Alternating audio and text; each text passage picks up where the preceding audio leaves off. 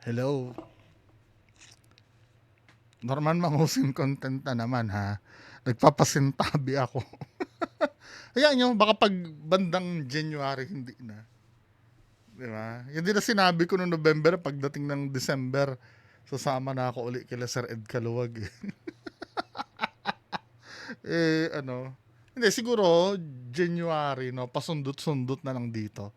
Kasi need kong, i-resume yung nasimulan ko doon sa paranormal. Di ba? Pagbigyan nyo na ako, ilang araw na lang, oh. Di ba, 29 na ngayon, oh. Di ba? Makakapahinga na kayo sa Norman Mangusin content. Ngayon, kung halimbawa, may inis na naman kayo dahil kulaong content naman, Norman Mangusin content na naman, pwede nyo na ma-skip. Di ba? Ako na yung nagsasabi.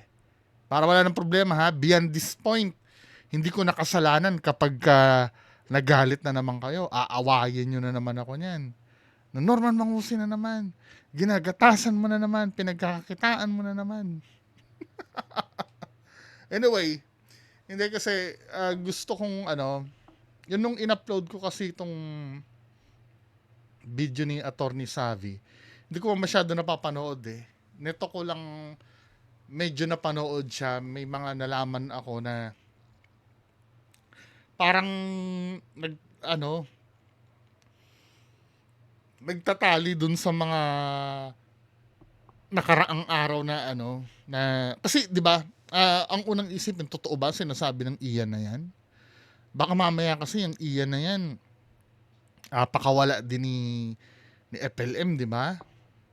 Pakawala ni Sir Norman Mangusin para magpain ng kwentong hindi totoo, 'di ba? Nababasa ko din yung mga comment na yon kay Attorney Sabi tsaka doon sa video na in-upload ko kahapon. Totoo naman, may point naman kayo, malay nyo, no? Pero pinapakinggan ko, I don't know if biased ako, no? Biased kasi ako eh. Hindi ako pwede magpaka-neutral. Biased ako kasi anti-FLM ako.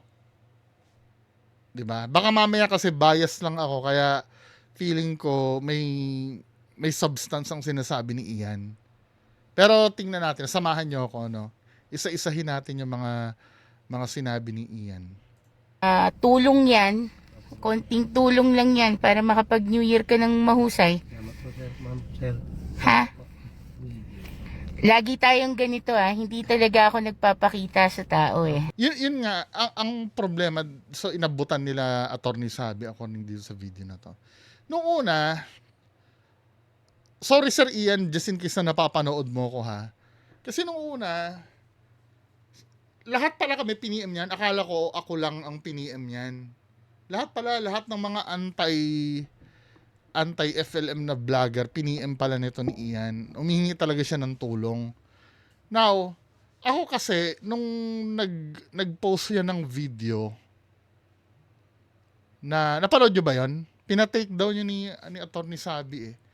Napanood nyo ba yun yung video na siya yung nananawagan, kinukuha niya yung sweldo kay Sir Norman Mangusin. Sa akin parang medyo yun eh. I mean pointless yun eh. Bakit? Pagka nyo ba, pagka nanawagan ka ba, sure ka ba na na may ibibigay ni Sir Norman Mangusin na sweldo mo? Kung ayaw na ibigay, hindi na ibibigay kahit manawagan ka pa. Kaya hindi ko naiintindihan yung point nun eh. Na pag nanawagan ka ba, ibibigay ba yung sweldo mo? Kung nakatakda, kumbaga sa propesiya, kung nakatakda na hindi ka talaga pasweldohin, hindi ka talaga pasusweldohin nun. 'Di ba? Kaya kahit manawagan ka pa na yung sweldo ko, ganyan, hindi ka aanuhin nun. Pero pagpatuloy natin, Ha? Sana naiintindihan mo, security ko rin yan eh. Itong si Bam, security ko rin to, tapos kapatid ko yung kausap mo. Okay? Mag-iingat ka. Kapag may kailangan ka sa akin ka lumapit. 5,000. Yeah. Bali, hindi na po ako naglalabas mo. Gawa ng alam din po yung bahay ko. May Casper po. Alam ni Casper ang bahay mo. Kaya Kaya di po ako dumiretso dito pa. Kapag may problema, tawagan mo ako. Opo, ma'am. Ha? Nako. Kapag ginulo ka ni Casper, sabihin mo padadampot ko siya sa mga pulis car muna. Opo, ma'am. Kasi yung background po niyan, ma'am, magpapanggap na nakakongrasa. Yan talagang lakad niya. Nagpapanggap ko pala taong grasa, Sir Casper. Ginawa niya sa bar ni Jaime Soner po. May Pinsan niya kasi yun, kaya nagagawa niya yung kalokohan na yan. sinaksak po siya doon na nagpanggap po siyang taong grasa. Mag-iingat ka lang din, pero wala silang kapasidad lumaban ngayon. Kasi sabi mo nga, wala na nga makain dun sa bahay eh. Wala pala daw makain eh. December 14, nakakuha po kami ng tiyempo ni EJ, yung bagong tawag. Kausapin mo si EJ kung gusto rin magpa-interview, sabihin mo sa akin. Cairo po, tunay na pangalan po niya, Cairo. Sairo. Opo, nagpunta po siya sa Batangas, hindi po siya umuwi sa kanila, ma'am. Batanggen yun ba? Hindi po, taga-GMA din po. Taga-GMA. Niya si Casper. So wala pala daw makain talaga dun sa doon sa bahay. Yung kapitbahay lang po siya. Ay ba kilala ni Busog? Nagpapa-Jollibee pa. Anong area? Sa po, Metro San Jose po. Saan? Sino? Wala yan. Magkakalapit po sila nila Jaime Soner po. Na talagang magkakilala Taybam, bakit hindi mo kilala si Soner eh? Putang ina, sikat daw yun doon. Brothers po. Sa GMA po. Brothers, Ano po, resto bar po. Si Sa highway, yung pinuntahan si Jaime. Opo. Hindi po siya malapit doon sa malapit sa Cotton po. Mega ba yun? Ultra, ay Cotton, tsaka Sa Cotton? malapit po doon. Yung bar na makalagpas ng ano. muli. Tagi na ngayon, natandaan mo nung wala. Ay. Dito lang.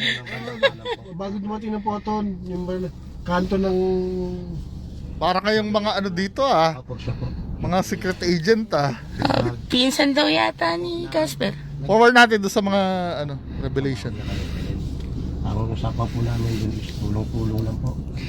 Anong tawag nyo kay FLM pag nasa bahay? Normal? So parang all around helper ang kuha ang kuha sa kanila kasi ang sabi dito ni Sir Ian, Doon is tulong-tulong lang po. parang tulong-tulong lang daw siya doon. Trabaho niya kami. Ang usapan po namin doon is tulong-tulong lang po. Anong tawag nyo kay FLM pag nasa bahay? Norman o Francis? Boss po, boss. Boss. Ayaw po niya magpatawag na normal. Ayaw magpatawag na Norman. Malamang, syempre hindi naman daw siya si Norman si FLM siya, di ba? Ang layo ng Nagkasakit po kasi ako ni isang piraso ng gamot, hindi po ko nabilihan. Wala naman po ako sa bahay na dahil hindi mo control nagkakaroon ng budget din mo. Oo. Kain lang po.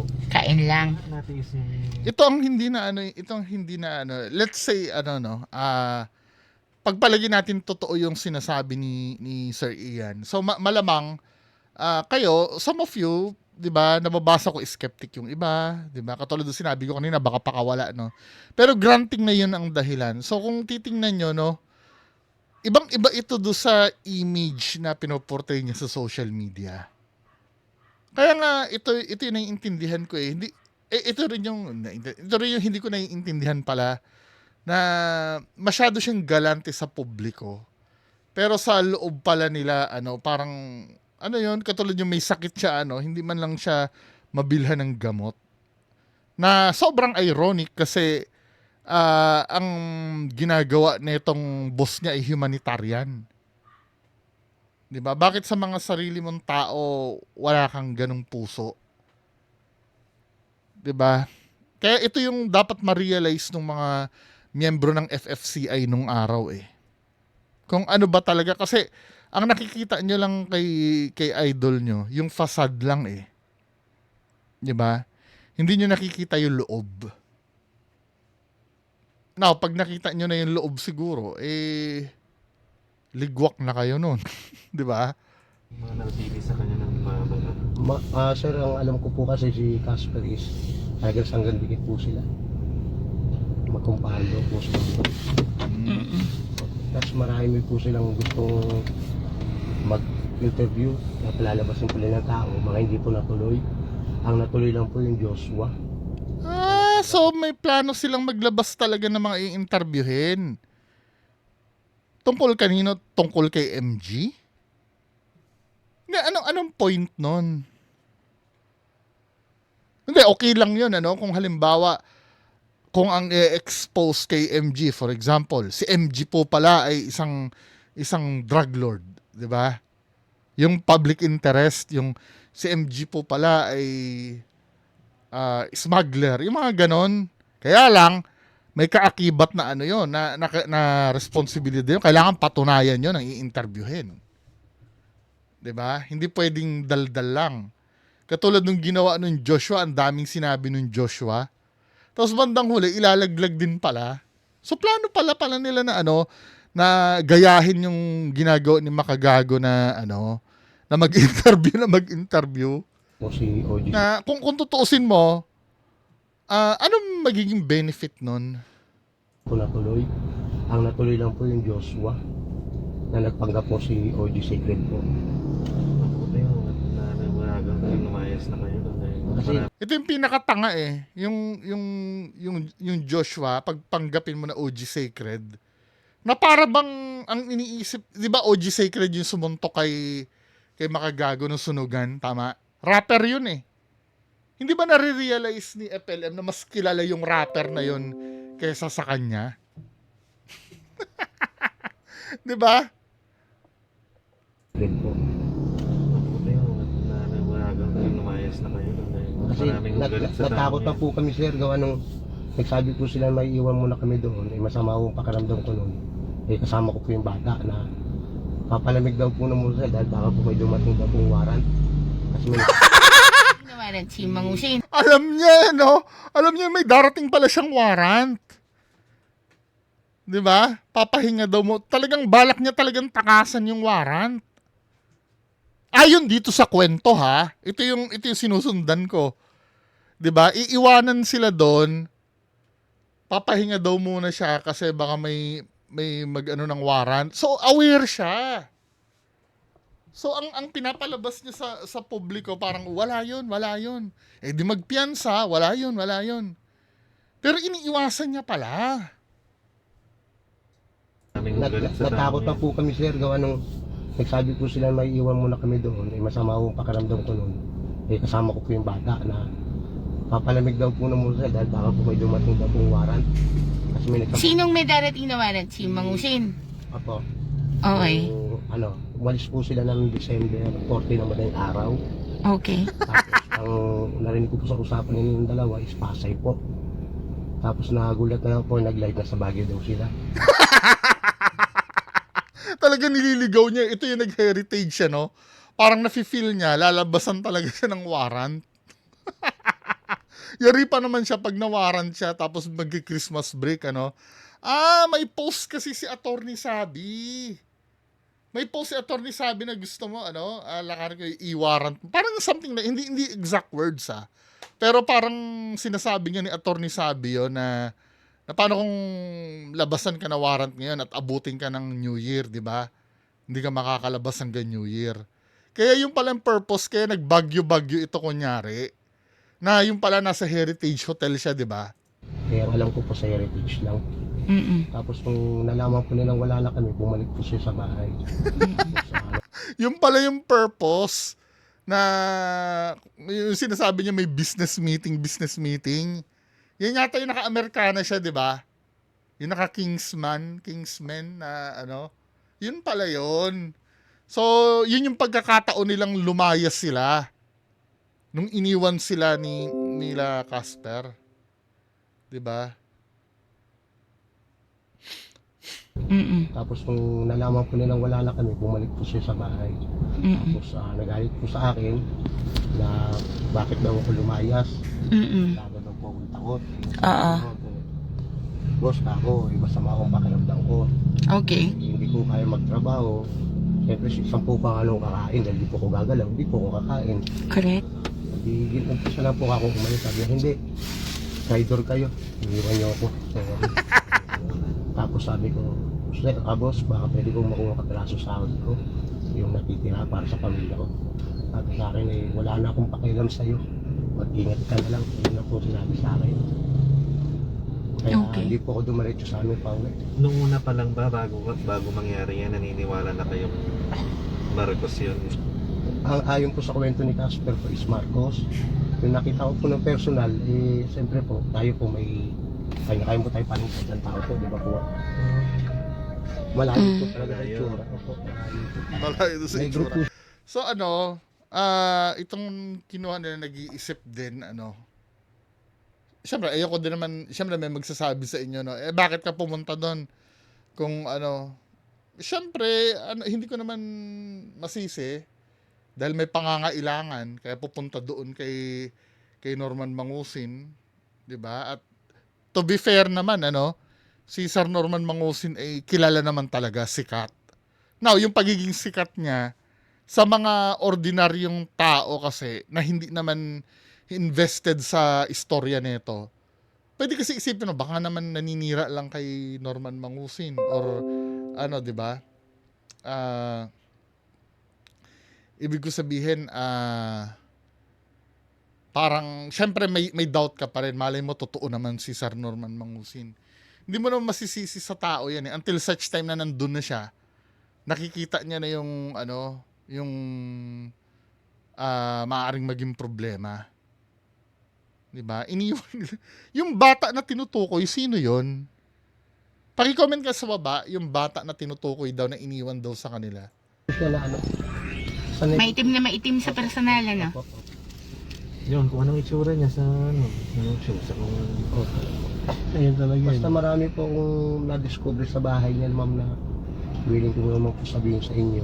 Nakatungtong ka doon sa bago niya sa Parañaque, yung nilipatan. Yung bayanihan po, Tapos doon sa dati rin. nakagano rin po. Nandun ka rin. Opo. Yung unang gabi ko po doon, Oo. pinalabas pa po nila kagad ako sa live. Hindi naman po ako ready. Dahil hindi naman po ako sanay may labas sa Kasi mga soft ginagamit movie. nga kayo. Anong live? Nagla-live sa YouTube, tsaka sa Facebook. Sabihin bagong tao, ganito, na malaya sa bahay niya, magkawala ka. Ganun po. So marami kayo sa bahay niya. Bali totally po, nabuntang ko lang po doon nung November. Casper lang po. Si Casper tapos, Yung anak po niya kakaalis lang po. Kumbaga umayaw po yung anak niya kasi baka ba humaharap sa live po. Kasi talaga po sasagasaan po niya ng live. Kahit po ayaw niyo po, split po kayo. Wait, sino yung anak na tinutukoy? Hindi naman po ako sanay may labas sa Kasi mga soft ginagamit movie. nga kayo. Anong live? nagla-live sa YouTube, tsaka sa Facebook. Sabihin bagong tao, ganito, na malaya sa bahay niya, magkawala ka. Ganun po. So marami kayo sa bahay niya. Bali totally po, nabutan ko lang po doon nung November. Casper lang po. Si Casper tapos, Yung anak po niya kakaalis lang po. Kumbaga umayaw po yung anak niya kasi baka ba humaharap sa live po. Kasi talaga po sasagasaan po niya ng live. Anak ni Casper? Anak ni Casper?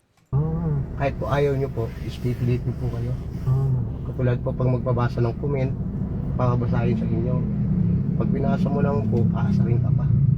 Kung mali, lalaglag ka pa lalo sa basher. Nag-isip na po kami, ba't ganitong amo natin?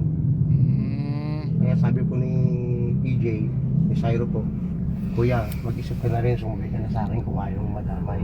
Kasi may kaso din po dati si EJ na naungkat po. Yun naman po i-dismiss na daw po yun. Ginagamit ni Norman sa kanya. Po, na Manakot. hindi po sa panakot, kumbaga po, Naungkat kasi, nalaman ni Food Genius yun Yung EJ, di ba? naalaman ko sa social media na si EJ po is dati So po talaga nagmo-monitor sila kay Food Genius. nakulong. O tapos tutulungan niya kung kunwari. Tutulungan daw po niya kunyari, sasabihin po sa amin, gawin po kami ng ng page, mag-vlog po kami. Iyan, may tanong ako sa'yo. Yung tungkol sa iPhones, Yan. anong kwento nun? Ay ma'am, yung iPhone po na iPhone 17 Pro Max po is libre lang po sa Globe yun, sa plan. Okay. So ito, nasagot na yung natin, Kasi isa din ako sa hindi naniwala na totoong iPhone yun Kahit hindi, kasi hindi nyo ako masisi. Kasi kilala naman natin si Sir Norman Mangusin kung paano magsalita yan. Siyempre, di ba, ika nga ni Sir MG, Sa 10 sinabi daw niyan, 11 daw ang hindi totoo. So, hindi niyo ako masisi ko, hindi ako naniniwalang totoong iPhone yun. So, dito, to be fair naman, ito ang patunay na hindi talaga siya naninira. To be fair naman, sinabi niya, totoo yung iPhone. Kasi yun ay sa plan. Pag nagre-renew ka ng plan, di ba? May ganyan dati ako sa Smart eh. Ay, sa Smart, Sun Cellular yata. May ganyan ako noon. Hindi ko na lang tinuloy yun eh. Lumipat ako sa Smart. 'Di ba? Ano ba 'yan? Totoo 'yan eh, yung may plan na pag nag-renew ka ng plan mo, yun pala yun. Yung doon nanggaling, so legit na na iPhone yun. Tulad nung sa atin, no? Pag Opo. nagre-renew tayo. Opo, taon-taon po yun meron ma'am. Nakailang balik po kami sa Globe bago po na-clean niya yun. Oo. Tapos yung pagdating po namin ng gabi, naisipan po niya na inutusan ako na ilabas po yung mga karton ng iPhone niya. Nahawakan daw po namin siya isa-isa at sabihin po namin, binilahan kami.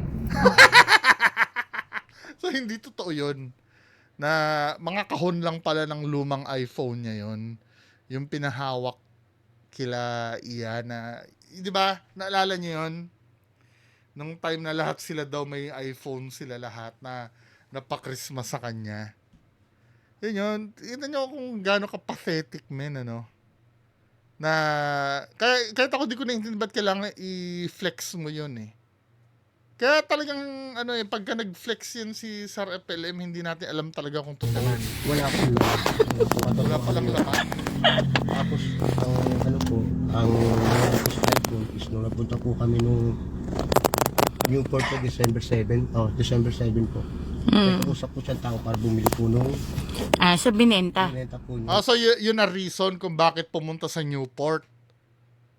Binenta yung iPhone. 60, nabili po ata ng 57. Nabili 57 kasi nga may bengkong sa dahil nailaglag niya yun, 'di ba? Ginanon niya choink. Tinawaran po. Kasi Alright. China daw po, China. Sabi po ng bumili. Yun po, yung first time po na nakatikim ng budget na pinadala ko po sa pamilya ko.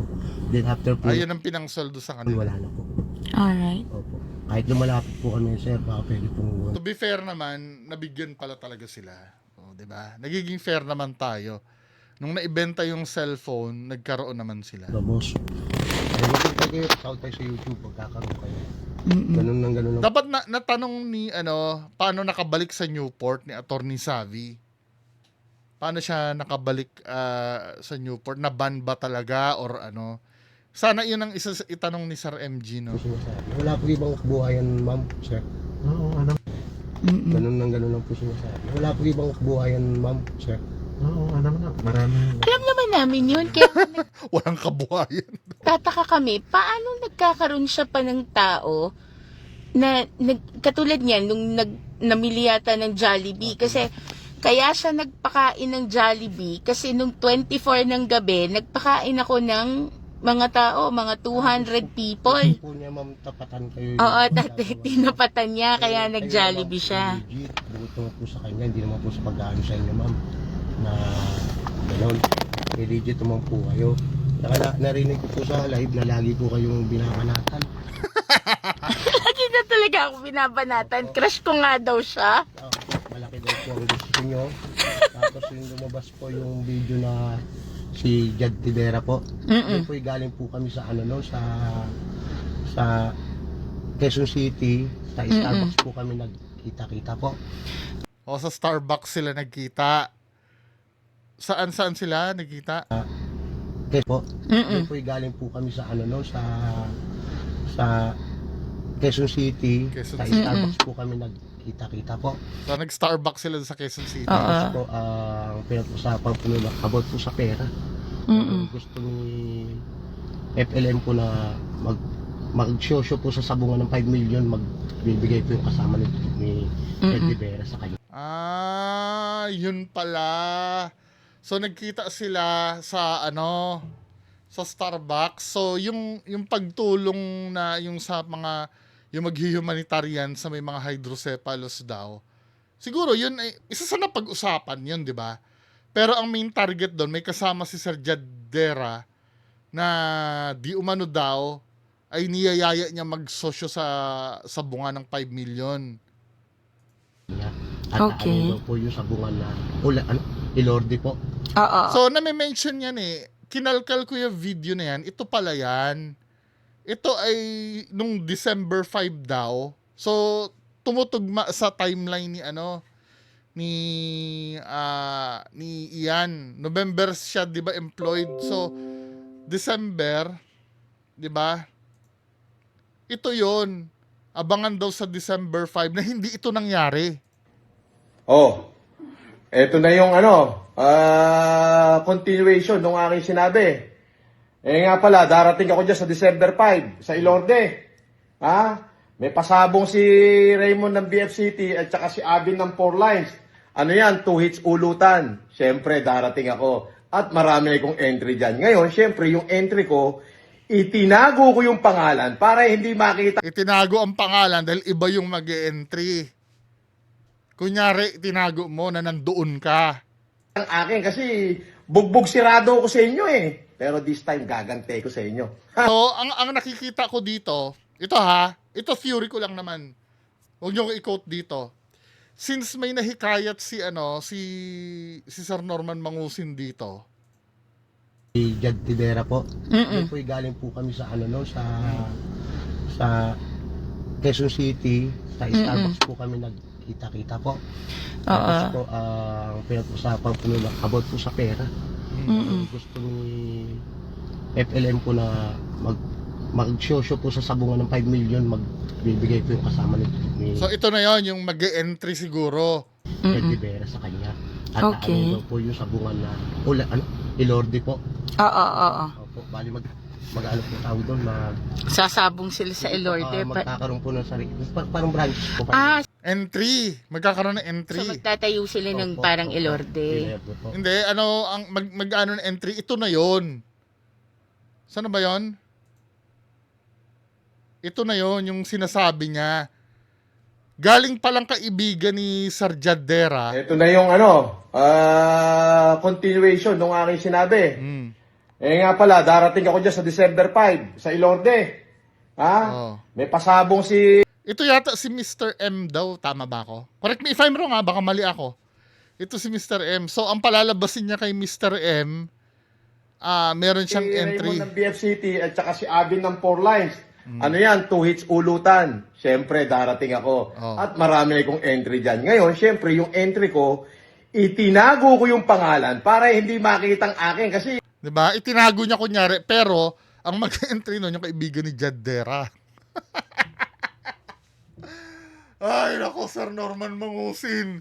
Tapos ito namang boss niya, maniniwala naman na sa kanya naman galing, hindi, itinago ko lang yan.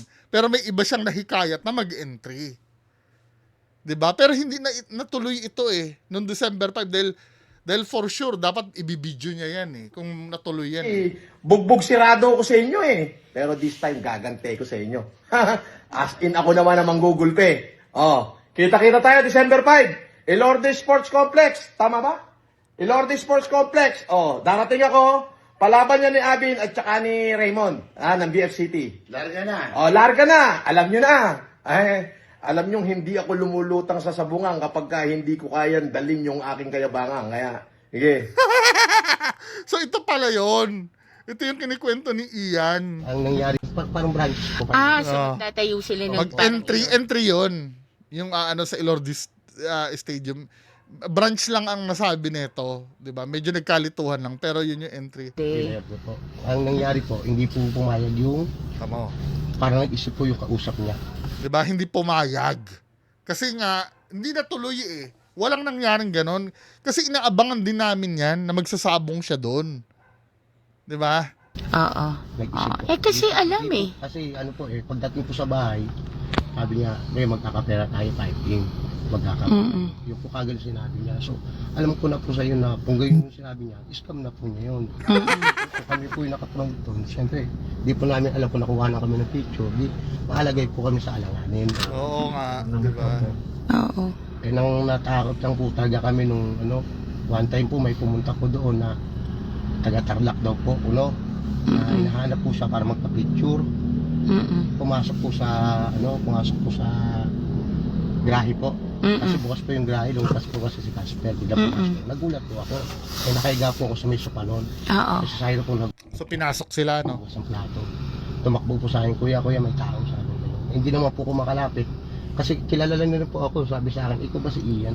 Sabi ko, opo. Hindi po ako makalapit kasi may sakit po ako nun, ma'am. Bali, doon na po, ano na po ako doon, ma'am. Hindi na po ako napakanin yung araw na yun, ma'am. Kaya ang kinabukasan, nakakuha po kami nung pagkakataon. Umalis po sila, umalis din po kami nung December 14. Ito yung nagtagaytay sila tapos nagpunta sila ng Heritage. Ayun lang po, ma'am, diretso po. Oo. Ito na yung nagtago sila. Dahil siguro akala nila warrant na yon, ano? Diretso po, Heritage. Anong oras kayo lumayas? 10 AM po ng umaga. Umaga. Opo. Tapos, hindi po kami makalabas doon sa guardhouse. Oo, mahigpit doon Ang ginawa ko po, is kumuha na lang po ako ng tricycle na naghatid doon. Kaya kami nakalabas. Iyan, yung other kwento. Okay, dito na puputulin, ha. So, yan yung ano pala, yan yung mga partially, no, katulad nung yung sa sabong na yon. Nagma-match, ano, for me, ano, compelling yun, mga kinuwento nito. Pero again, 'di ba, maging cautious pa rin tayo, mga kababayan ko. Anyway, yan lang po muna pag-uusapan natin ngayon. Magandang araw sa inyong lahat. Bye-bye.